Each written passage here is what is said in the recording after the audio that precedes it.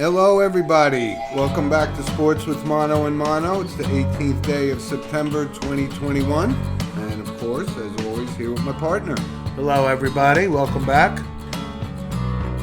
Beautiful Saturday. Yeah, it's starting to get fall weather, which means, high school football and all that kind of stuff is... Yes, I live in the town of Oakland, so I know it's the fall because the Cooperstown-bound baseball team that goes next year is selling their mums today. They're making it to the Little League World Series? No, they go to Cooperstown every year. Oh, to play what, for baseball or football? For baseball. Right.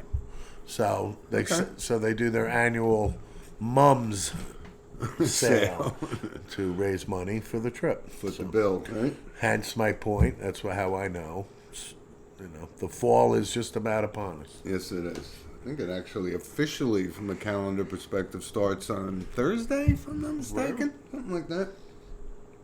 So, listen, I'm going to turn it right over. Steve, you have the monologue this week. Yes, I do. And today's monologue is about the greatest game that's ever been played in college football by many, many people's opinion, which is Nebraska and Oklahoma in 1971. It's 50 years ago this weekend. And Nebraska and Oklahoma are actually going to be playing in an hour and 15 minutes for the first time in about 10 years. And this game is really, I did a lot of reading on it. Nebraska won the game 35-31. It featured 17 of 22 first-team All-Big 8 selections and 27 starters who would get drafted in the NFL. On the staffs of the teams, Chuck Fairbanks was the head coach of Oklahoma, Bob Devaney for Nebraska, Tom Osborne, offensive coordinator for Nebraska, Barry Switzer, and Jimmy Johnson and on Oklahoma. Nebraska's defensive coordinator was Monty Kiffin, father of Lane Kiffin. Wow. 55 million people tuned in to see the game. The quarterback for Oklahoma was a guy named Jack Mildren. Yep. And there's a great story about how Barry Switzer would go to his house every night, have supper with the family, do the dishes with this guy's mother, and sit down and watch TV. He wanted him that bad. So what was cool about the game is Greg Pruitt. Greg Pruitt was the running back for Oklahoma. So for our older fans, they know Greg Pruitt from the Cleveland Browns and so on and so forth. Barry Switzer, the week before the game, called him into his office and gave him a T-shirt. It said, "Hello" on the front and "Goodbye" on the back. and his quote to Pruitt was, "And it had better be hello, goodbye" on Saturday. So Johnny Rodgers obviously was the big star. Him and Pruitt are very close friends. Yeah. There's so many nuances to this game. Nebraska's nose guard was Rich Glover, first-team All-American. He had 22 tackles in the game as a nose guard, killing Oklahoma. They did Bob Devaney, the Nebraska coach, they brought their own food because they didn't trust that Oklahoma wouldn't poison them, and on and on and on. So there's so many nuances, as I said. Jeff Kinney was the running back for Nebraska, finished with 174 yards rushing. His tearaway jersey, and also that was the first time a tearaway was worn, and his tearaway jersey is a tattered mess hanging in a barbershop in his hometown. So the point is, this weekend, Johnny Rodgers, Greg Pruitt, and all the Oklahoma guys are getting together, and I found it to be fascinating, and that's the monologue, which is a little bit longer, but there was so much info. Right, but very good, and I was thinking a lot about this, and a couple of things you already just said. It's been 10 years since there's been an Oklahoma-Nebraska game, which is hard to believe. It's silly. And, the fact that today's game, Oklahoma is a 23-point favorite over Nebraska, which, again, unheard of. Yeah. But you're right, 50 years, and look at all those names. They all went on to prominent careers in coaching in the NFL and so forth.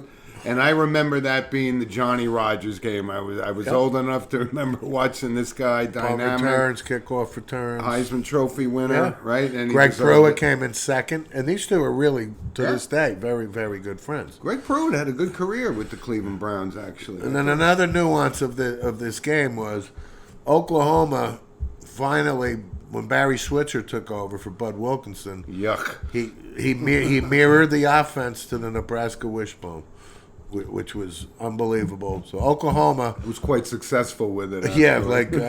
Quite successful. Yeah. And Nebraska actually then kind of took nuances from Oklahoma's defense, and and Tom Osborne, obviously. Throw that out there. How many people would have got that Jack Mildren was the quarterback for Alabama? For Oklahoma. But he was a magician in the wishbone. He was. And today, like you said, they're playing. Nebraska stinks now. Adrian Martinez is a nice quarterback. I actually, I took Oklahoma into 23 points. The game is in Norman. I can't see Nebraska staying with. I think for somehow deep down they got it. They just can't get blown off the map. I would take Nebraska getting 23 today, but that's just me. Yeah, you're right. I mean, anyway, it's a rivalry game. It's unbelievable, that this long storied rivalry in college football, 23 point spread. Yep. Good monologue, Steve. And our monologue was sponsored by Coriano Trucking. Week after week, loyal sponsor of the show from Summerhill, New York, and we thank them very much. And while we're on the subject, let's stick with college football. There's some big games today. I think one of the most intriguing games is Michigan State-Miami. Indeed. And Miami, they're favored, obviously, at home. You never know what you're going to get from Michigan State, but I'm not sold on Miami yet. And what do you think about Michigan State's chances today? I actually took Michigan State today. I took they're going to Miami. The running back on Michigan State is Kenneth Walker III from the Kenneth Walker days. So there's been some Walker. I think the father was former Knicks guy, Kenny Walker. No. Okay. Running back. I think Kenny. If I remember correctly, TCU. I think. So anyway, this guy's. That was Kenneth Davis. Kenneth Davis, but there's a Kenneth Walker, that his father. So my point is, Kenneth Walker III is averaging 11 yards a carry. Yeah. And this goes back to, so it's past 8 games. It's pretty good. Yeah. Michigan State's off to a 2-0 start. We'll see. But there's other big games today, right? You got Alabama, Florida, right? Penn State, Auburn. Alabama, will take care of business. Agreed. I think the Penn State-Auburn game is the most intriguing. It'll be the whiteout tonight. I know. What they do up at Happy Valley now. Time. What's that, about 100 plus? But this is the first time ever that Auburn is playing a Big Ten team on the road in 90 years. Auburn was quite impressive last week, so I like them to walk out of Happy Valley. They played garbage last week. They're good. You know what? I'm gonna take Auburn as well. I think they're probably slightly better than Penn State, even though Penn State's gotten off to a good start. Penn State had a nice opening win at Wisconsin, but we'll see. Right, Notre Dame, Purdue. What's the big controversy in the game? The drum. The drum, exactly. Poor sportsmanship on Notre Dame's part, really. Right? I mean, come on. So they're going to be banging the drum outside the stadium. You can hear it the same as it was on midfield. And you can never figure this game out because every couple of years Purdue comes up big and fights Notre Dame down at the end. But Notre Dame should win it today. Yeah, Notre Dame. But the other big story, and I put that in quotes, of course, Clay Helton gets fired by USC. And I was watching all the pundits, this week, and of course, Keyshawn Johnson saying, this is the most prominent head coaching job in all of college football. It's a top 5 job. It's a top 5 job. It was a top 5 job. It is a top 5 job. It is. And, for the right guy, it's a top 5 job. Who's the right guy? Don't know. So the first thing that came out, everyone jumping on James Franklin, and he's a Pennsylvania guy. He'd make Penn State just as prominent at USC. Right. And listen, full disclosure, Steve and I aren't exactly USC fans. It's a big job, but it's not the most prominent It's job. top 5 in the country. Okay, well, top 5 means... Eric Bieniemy's name has been thrown around. He grew up in Los Angeles. I'd that love type to of see thing. him get a shot, you know. Outside of that, I couldn't tell you who's going to get the gig. Of course, the rumors were that same day, Urban Meyer apparently is very unhappy in Jacksonville, and sources say he's interested in the USC job. That will not happen. Oh, my God. I said this would be worse than Bobby Petrino leaving the Atlanta Falcons after a cup of coffee. Right. And getting his second chance. But Urban quashed those rumors. Yeah. Well, we've seen guys quash rumors before, and then if it's not working out for them, they... But, Clay Helton, became the interim coach after Carroll left. He had a respectable record. 45-28? Yeah, something not like too that. bad. Yep. But I'm not surprised he got fired. And USC, obviously, will have an interim coach this year, and then they do the national search, and they'll come up with the... Yep. But college football is, listen, last week at M&O, right? Florida State loses to Jacksonville State. And obviously, everyone goes, right down the street from Florida State. No, Jacksonville State's from Alabama. So, anyway. I got to backtrack on Florida State real quick. I read an article. I forget who the columnist was, but he made the point of when Bobby Bowden passed away. He's like, everything was, even on our show. We talked about it. Right, but old folksy Bobby and everything, we didn't have a bad thing to really say, other than... We knew how crooked it was. Oh, yeah. So my point is, this guy gave a laundry list of the thugs and the absolute, list of thugs that have gone through there that couldn't read or write. This, that, and the other thing. So I wanted to acknowledge that we have not forgotten that. We've known about it. We have, but we didn't say it, so I'm saying it publicly. I want to be fair. Okay? And by the way, Samford University is going to be naming their football field the Bobby Bowden Stadium. Very good. Very good.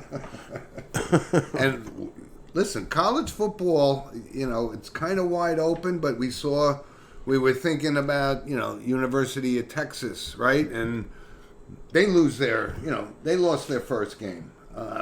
Is this the Sarkisian era? Is this going to work out? What do you think? Can they recover? It's his second game. I understand that. He's the quarterback that he chose. He's already switching quarterbacks. He is. He's already Casey Thompson is taking over. Yep. Yeah, but Sarkisian, it's Texas. I get it. We do it bigger in Texas, but it's game 2. Yep. But college football is on the schedule today. Oh, very much so. Very much so. Rutgers, Rutgers takes on the Delaware Blue Hens today. But that's a good game for Delaware and for Rutgers because it's got a local, connection. I actually saw that Rutgers, they got kind of new uniforms. They have these silver helmets, and it's hard to even see the big R on it. Yeah, well, they got a lot of with this Under Armour deal or whatever. Yeah, they're playing the Blue Hens today. Yeah. You're right. Yeah.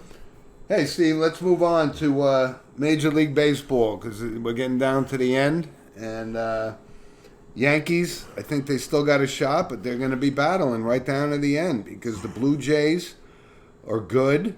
Right, the Rays walk, but it's between Boston, right? The Yankees, and Oakland's still hanging in there, so you never know. There's 13 games left, 12, 13 games left. What do you think about the Yankees' chances? I think it's a Texas Hold'em tournament. Mm-hmm. I can't give you. I can't say they're making it. I can't. It's that close, actually. But Boston. Is right there. Yeah, they've been trying to give it away. One night they're on fire, next night they get smoked. But Toronto's been kind of consistent. They lost last night, but it's coming down to the wire. Right. Vlad Guerrero is on pace to win the Triple Crown. I think he'll fall short. And yet he in one might not category. win the MVP. He's not Showtime. Not right? might not. He won't. Right. He's not. It's going to Ohtani. And I don't care that Ohtani is probably hurt and finished pitching. He's not pitching, yeah. Right. But You can't deny what he's done. No. But this year Guerrero's had, it's right. monster. You win hypothetically, you win the Triple Crown, and you don't win the right. But that's the Joe DiMaggio, Ted Williams debate too. One of those two in Right. 41. When Ted Williams won the Triple Crown and didn't win the MVP. No, when Ted Williams batted .400, didn't win the Triple Crown. Yeah. Joe DiMaggio won it. 50-game six hitting streak and Yep. batted three. What did he bat that year? Like 360 something. And it was, he bat .400. You don't win the MVP. 401, right? He was 397 or something going into the game, and 401. Yeah. But how about this? The Mets. Meet the Mets. Meet the Mets. And I knew where you were going to go with this 30 for 30 thing, which I tried to watch. I watched a couple of parts. It's something we've seen before. Knew all about this when it was going on, but you know what? If it's not going through Bill Buckner's legs, they don't win it. There's not even a 30 for 30 on it. Did you watch it? Have you watched it? I haven't, but there's apparently 4 pieces to this. There are 4 parts. Yeah. Yeah. So I caught the final part, which is kind of what I expected to see, but I'm holding judgment because I haven't seen it yet, but I do have it DVR'd and I'm ready to dial it in. all right. And National League wild card, that's still up in the air too. But the Mets, they just can't get out of their own way. So the Mets are done. they're done. We agree. But who's going to be the team that beats the out? Like, the horrible Phillies, right? They won last night, but I can't stand the National League. It's dominating. It's the Giants, it's the Dodgers, and that's it. Pretty much. Yeah. Padres have been disappointing since the All-Star break. But here's a notable retirement from Major League Baseball, Ryan Braun. And I saw something, a lot of people say he's the greatest brewer ever, and you can't say that with Robin Yount there, right? Yeah, But you look at his numbers, and they were very good, and then they finally exposed him Paul with Molitor. Exactly. But then, the numbers just tumbled after, he got exposed, and you know what? He had a pretty good career. Played 14 years in the major leagues. He used the perfect MVP. He used the perfect word till he got exposed. Exactly. And then, I know. I wanted to give him the benefit of the doubt, but then, his complete nonsensical, which they all do. They go, they run under the table, and to me. He lost me at that point. Yeah. And then you think it's a coincidence since he was quote-unquote exposed that the numbers dropped significantly. Yep. So, yeah, he retired. He didn't even have 400 homers. No. I thought his numbers were going to be better when I actually looked at him. Not so much. They're not bad. They're not greatest brewer of all time. Not even, no. So, listen, Major League Baseball is down the stretch, 12, 13 games to go, and we'll certainly keep an eye on this. We wanted to bring this up, too, because last weekend the U.S. Open in tennis ended, and there was, wow. I mean, what a storybook ending on the women's side, right? Yep. And listen, you and I were all in on Djokovic. And he got spanked in the finals. He got spanked. But he's not done. He's only 34 years old. No. So. But, Medvedev, you got to give this guy credit. And he earned it. He earned it. Completely earned it. John Hasman, he earned it. He did. Mr. Medvedev. Yeah.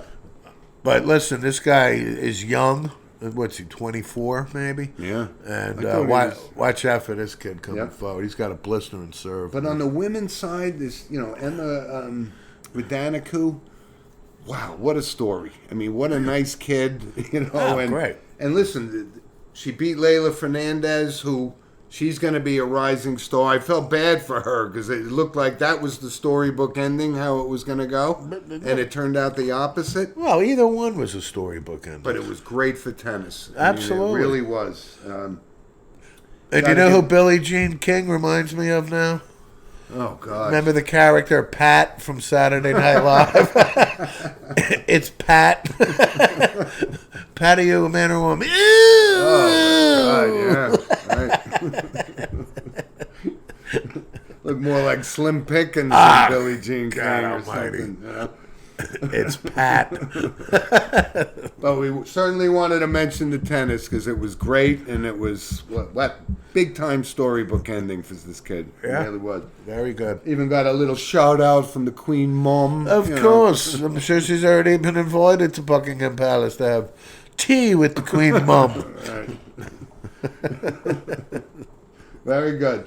So, Steve, let's move on to the NFL, and our NFL segment is sponsored by Lynch Toyota of Manchester, Connecticut. Yes, it is. And we talk about loyal sports fans and sponsors of the show. We thank Michael very much. Did they catch any fish last week? They did.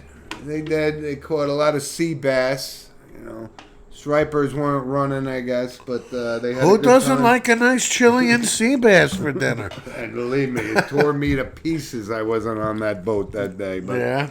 Anyway, so let's move on. Thursday night football this week. Giants, Washington football team. Yeah. It was a pretty good game. Very good I game. wanted to get your thoughts on it because I thought Daniel Jones played a very good game. He did. And you don't see anything in him to say, well, yeah. But for you to acquiesce to that he had a good game? I'm acknowledging. But I'm not anti-Daniel Jones. I thought that. No. You're missing my point. All right, go ahead. Is he needs to have games like this throughout the rest of the season, whether they win or not. He needs to be very consistent. Again, he's playing for the New York Giants. We've talked about it. Next year is the year. Are they going to commit to this kid? And what that means financially is $40 million a year. He's not getting that kind of money. Well, He's not getting that kind. He's not getting Mahomes money. Okay. Let's put it that way. $34 million. It doesn't. Whatever. It doesn't matter. Right. These are NBA Are they salaries. going to sign him to the standard 7-year? What a starting quarterback in the league gets. Right. I get it. Yeah. Right. But I just thought it So was my a good point game. is, I'm not sold yet. Doesn't mean I don't like the kid. I thought you just didn't like him. No, what's not to like? He's a personable kid, accountable, smart. And you and I talked about offline with the Washington football team and Fitzmagic, and we said, what is it, week 2, 3, 4, whatever, that he's going down with an injury. This kid, Heineke's waiting in the wings, and I really like this kid. Quarter 2. I liked what I saw him in the, his first start in the playoff games against Tampa. All right. He's got a lot of growing to do, but he stood up and he looked pretty good. Yeah, he looked good. You know why he stood up? Because the Giants didn't have a pass rush. They didn't touch him all night. I know. Really. And but there were many other holes in the Giants, which we thought we can get past. But Washington misses the game-winning field goal, and we get an offsides penalty, and they win the game. So it was a good match, good game, exciting game. There was a really good quote from the first-round draft pick of the Giants, Kadarius Toney, after the game. Uh-huh. Yeah, I think the quote was, S blank, right, blank, T. This stuff lame to me. Okay. Okay? No. When you got a resume in the NFL, get back to me. I don't need quotes from a rookie that has caught 3 passes Of 2 all games. season. Yeah, right. So basically he's saying, right, this is lame. Okay. That I'm not getting. Okay. Well, there's some wide receiver controversy because Kenny Galladay had a. And believe me, folks, I wish I could go into more detail of my growing disdain of Kadarius Toney, but I'm going to leave it at that. Right. Well, it started on draft night. It's not going to end well for Kadarius here in the Big Apple. Yep. That I can tell you. But it was a good game. But yes, the Giants have started 0-2 for the 5 years in a row. Right. So, Congratulations. There's some consistency there. and percentages of an 0-2 team making 77%, something like that. whatever. Yeah, that they don't make the playoffs. Right. But And listen, Joe Judge, he's had a tough couple weeks, and let's just say, he better right the ship quick because or he's on the hot seat. Yeah. The Giant coaches are never on the hot seat. I'm just saying he's had a bad couple weeks as the head coach. But anyway, we got new weekend, and Stafford seems like he's fitting in well, and he's playing. Boy, did he look good! And he's playing your Dallas Cowboys this week. You know what? Nah, the Cowboys are playing the Chargers. Ah, I got Justin. my bad. I got Justin Herbert to worry about. Who, by the way, I've been a big fan over for we the both get-go. well, we both have. Hello, Right. hello. Nah, but But Herbert. Stafford does look good, and him with Sean McVay forget it it. seems like it's- Stafford looks so good. I know. My jaw was dropping. I'm serious. You know what? And he was in Detroit and took a beating for years, put up big numbers, Philip Rivers kind of numbers. But I think he's a good quarterback, and in this McVay system, I think he's going to thrive. I'm rooting for this. But I how like about- Matt Stafford. How about Mac Jones in his debut? Huh? Yeah, Look good.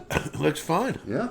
And they lost to the Dolphins On late. a late fumble. They could have won the game easy. But they didn't. But the Pats come to Yep. visit the Jetropolitans, and we shall see what happens there with Mac Jones against Zach Wilson. Yeah.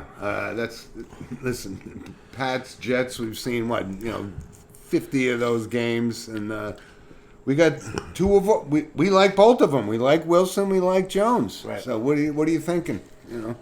Tomorrow, I gotta go. I gotta go with the New England Patriots. The Jets are, And my chips were all in on the Jets last week. And full disclosure, I took a beating. I took the Jets and the Giants, and they both lost. Not on the points. If we did it on the points, Giants would have covered. Well, you don't want to do points on our show. I So. don't.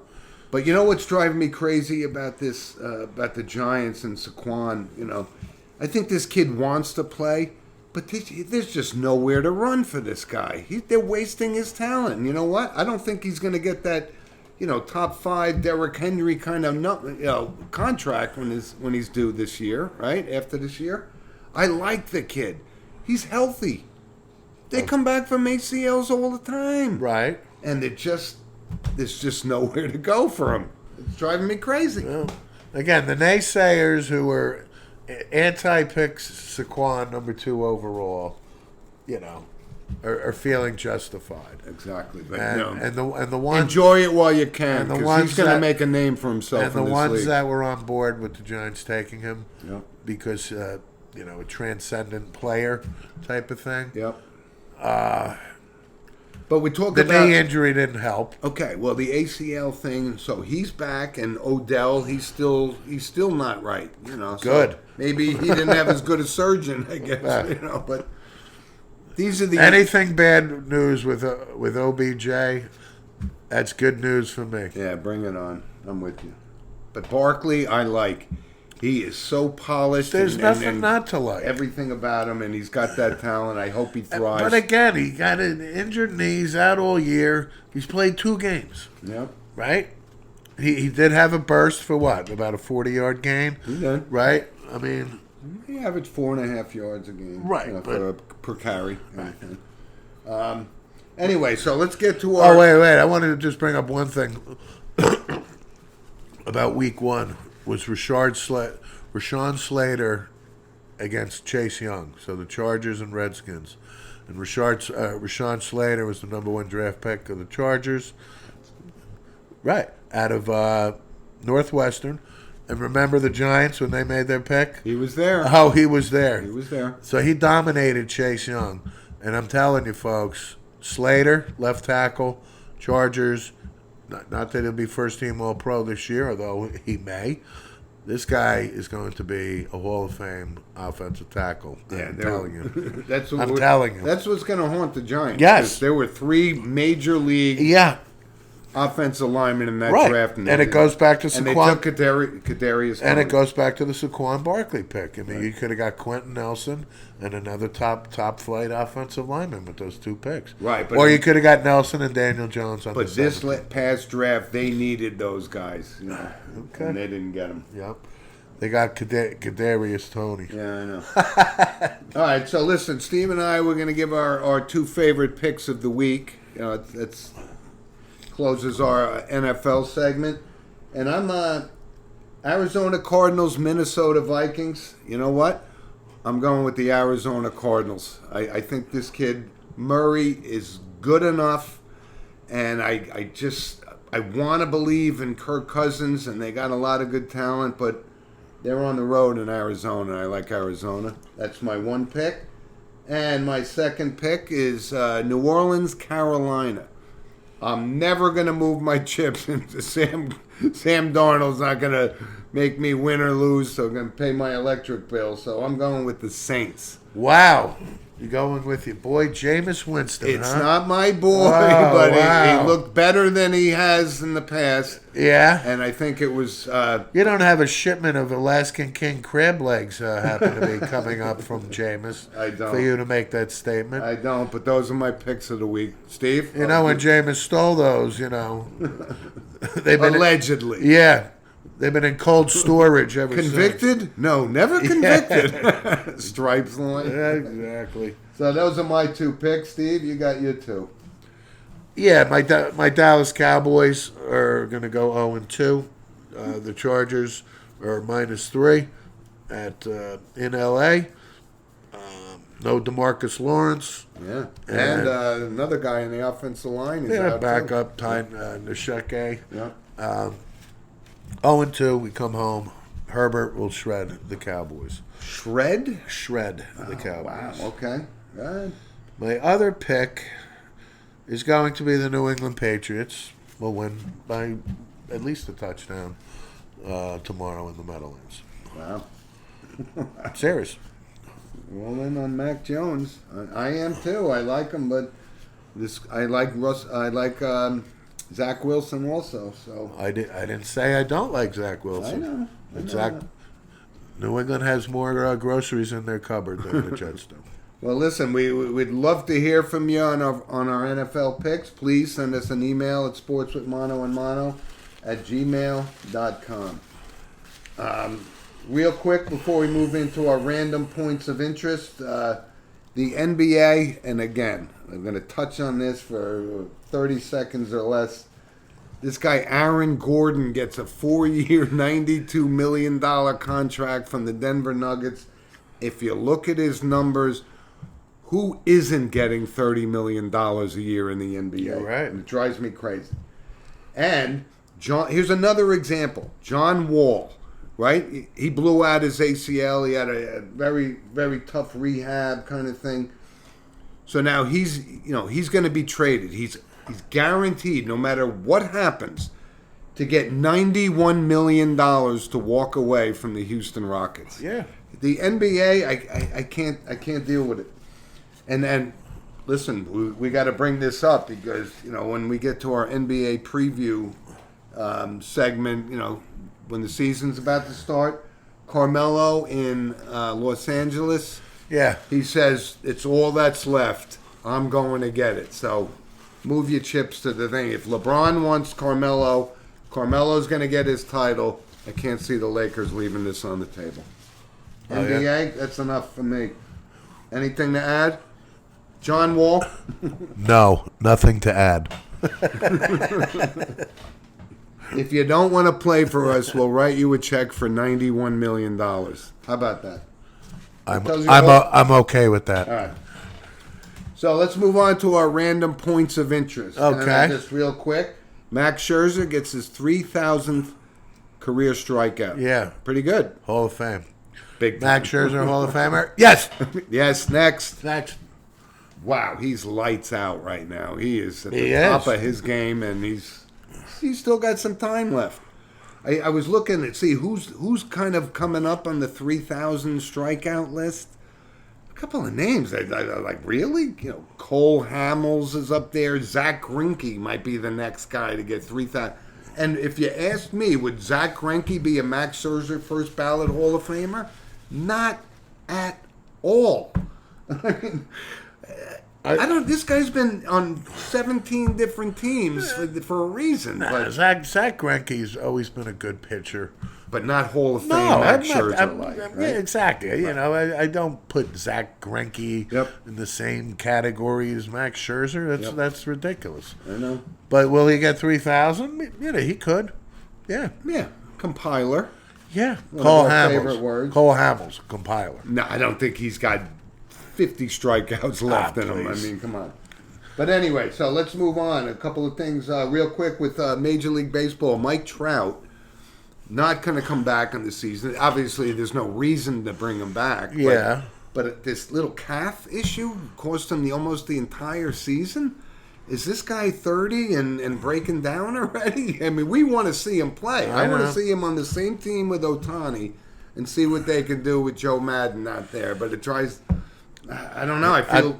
I don't know. I can't say if he's breaking down yet. But we put him as, you know, one of the top 3 best players in the game, and he hasn't played in a season. He was the best player in the game. Yeah. Right? Ohtani is making a strong case. Yeah. Now They're going to have to make a decision. there's no point in bringing Mike Trout back. Exactly. Here on September 18th. Forget it. But not on my wildest, you know, craziest days that I think he was going to miss the entire season. Nor did Mike Trout. Exactly. Real quick, random points of interest. And it mixes kind of politics and sports. This gymnastics thing, testifying in front of Congress. I mean, there is no disputing that this FBI thing was botched. Big time botched. And, you know, I give these kids credit for sitting up there and recounting some of the horrors of this Larry Nassar, rotten hell. Go ahead, guy. But you know what? It was notable from a sports perspective because the gymnastics is you know, very big in the world of sports, and I just wanted to the FBI absolutely has to be held accountable here. They should. Whoever special agent in charge was a selfish guy who didn't take it seriously. He was looking for his best interest and actually looking for another job or something like this. Yeah. But the bottom line is horrible because you know why? It let Nasser and the other guys, you know, continue for an extended more period of time. Therefore, more victims were. But these girls deserve more protection. Oh yeah, I mean, there's no question. So now, hopefully, and it's not just the FBI; it's the whole, you know, gymnastics, Olympic. It's committee been unchecked. It's been like, come on, anything went. Yep, feel bad for those girls. Oh yeah. How about this? NHL players back in the Olympics. Yeah. I like it. Okay. I like it. I think it gives us a better chance to win. Yep. But, you know, nothing's ever going to duplicate the amateurs of 1980, obviously. But the NHL players, and they're psyched. Yeah. Some of them are psyched. We got no problem with that. I'm not sure why they were excluded in the past couple of Olympics. But I got a notes of interest to me was the unsolved murder of Brian Peta, who was the Miami Hurricanes football player who was shot and killed in 2006.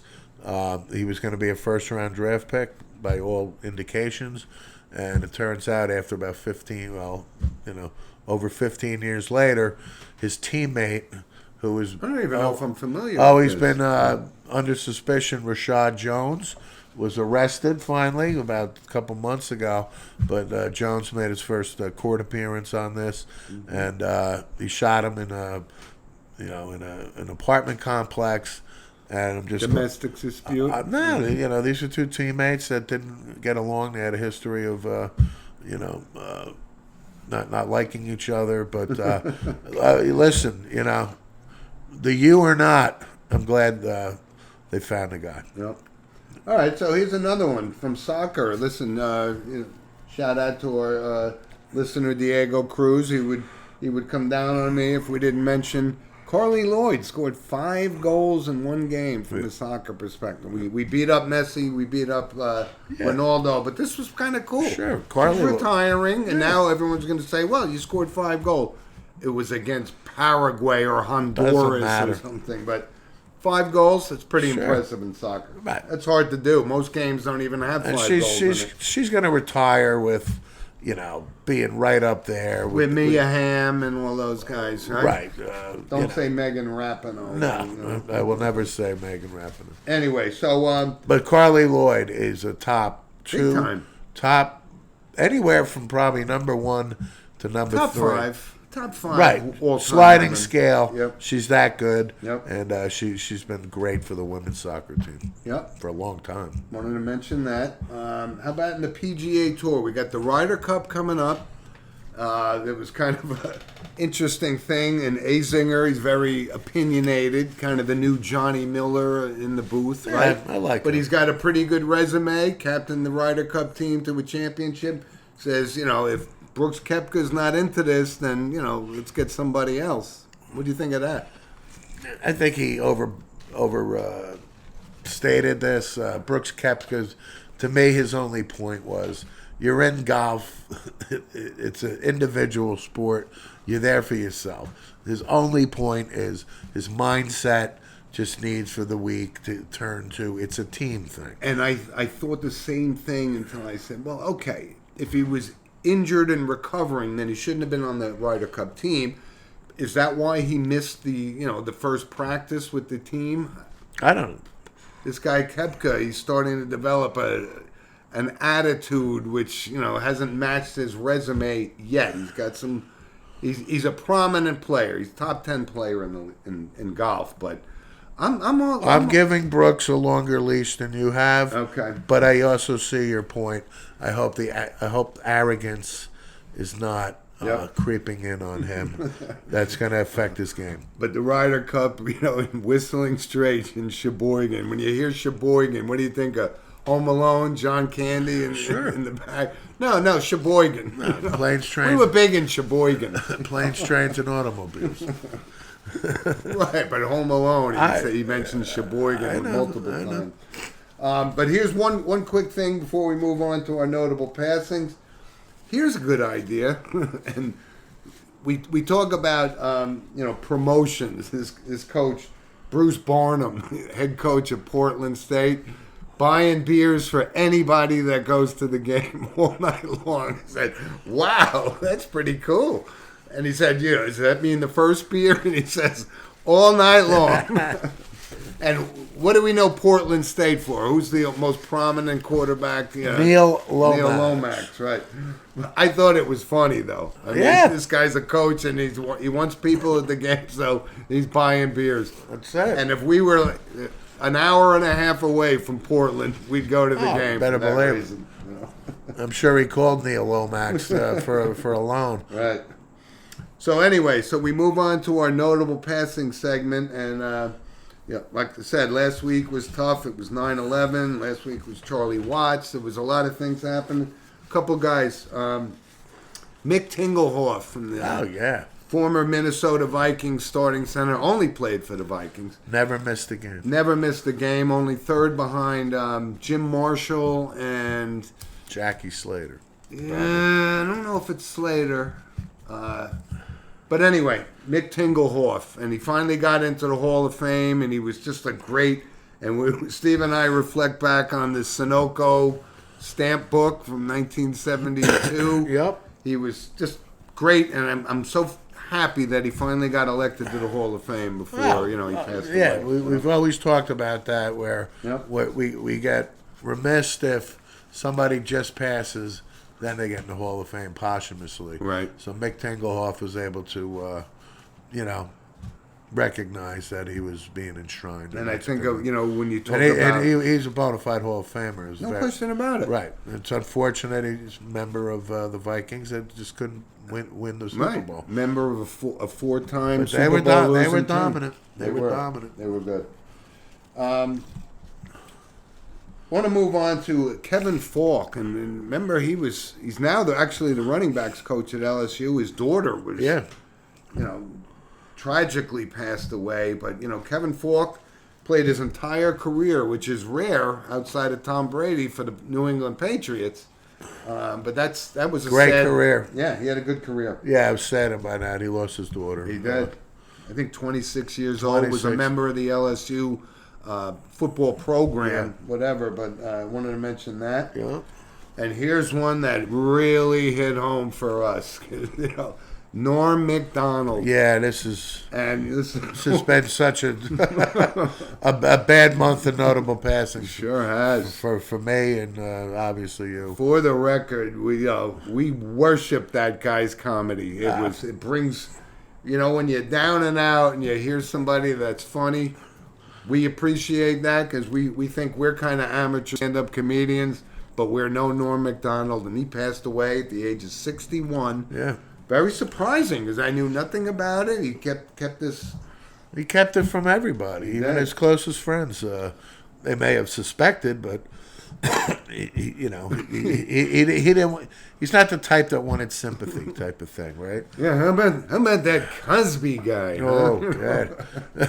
Now there's just one thing, and we had a great opportunity. We got to see him like front row at, like a Goodfellas, Ray Liotta table, God, right. at Caroline's in New York City, and he just killed. It was great. Yes, Jim used the word worship. My brother Tom, Jim, and myself worship Norm Mcdonald. So when I heard the news, again, certain people make an impact on Make an impact, you're right. In their particular craft. For everybody, right? And Norm Mcdonald, I so enjoyed his humor, his delivery. And it was controversial, no question about it. And by all accounts, was a well-liked, really, well-respected guy amongst his peers of comedians. And I know I'm sad. I've been very sad about losing him. Yeah, he was as good as it gets in the business, and we keep looking. When's Norm coming out with his next thing? Well, I guess he's not coming out. But if you get a chance, watch some clips on YouTube or something, because it's nonstop, and he killed. Even David Letterman said he was the best. Oh, God. I mean, great. His David Letterman impression on Saturday Night Live. Hee hee! Oh, hee hee! But his Burt Reynolds on Saturday Night Live. Turd Ferguson.